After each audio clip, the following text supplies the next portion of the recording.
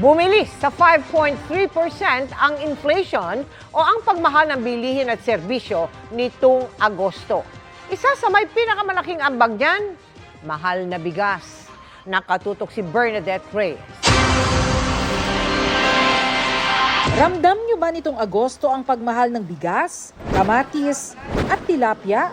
Ilan lang yan sa mga nagmahal na pagkain na siya namang pangunahing dahilan ng mabilis na pagmahal ng mga bilihin at serbisyo nitong Agosto. Ang antas niya no inflation rate nasa 5.3%. Pinutol nito ang sunod-sunod pa namang pagbagal sa pagmahal ng mga presyo at serbisyo mula Enero hanggang Hulyo. Bigas ang isa sa may pinakamalaking ambag sa pagmahal ng bilihin nitong Agosto.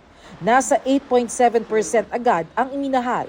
Pinakamabilis na taas presyo yan mula noong November 2018 kung kailan nagkaroon ng krisis sa bigas. Pinakamahihirap syempre ang pinakaapektado niyan. Sa bottom 30%. So mas malaki yung impact sa kanila. Kaya ang pamilya ni Aling Eva nagbabawas sa kanin. Nagsasayang kami ng 1 kilo, ngayon half kilos na lang. Pero hindi lang mga bahay ang apektado kundi pati mga negosyo. Kabilang sa mga may pinakamalaking ambag sa pagtaas ng inflation para sa buwan ng Agosto ay ang pagtaas ng presyo ng ilang pangunahing bilihin kagaya ng isda, gulay, bigas, tubig, pati na rin ng LPG. Dahilan kaya naman tumataas rin ang presyo ng mga pagkain sa mga karinderya kagaya nito. Dati po ay 10 pesos po yung rice, ngayon po 12. Ngayong nagpapatupad na ng price cap sa bigas, babagal na kaya ang antas ng inflation sa mga susunod na buwan? Magkakaroon siya ng adjustment, pero of course we will be computing it year on year. So last year kasi hindi ganun kataas yung presyo ng bigas. Bukod sa bigas, dapat rin daw bantayan ang paggalaw ng presyo ng produktong petrolyo na ginagamit sa delivery ng mga produkto.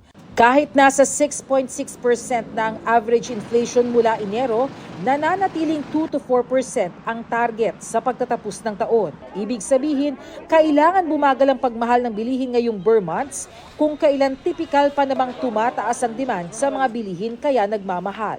Para raw makontra ang pagmahal ng bilihin sa buong mundo, maaari raw magpatupad ng pansamantalang pagbaba ng mga taripa ayon sa National Economic and Development Authority o NEDA.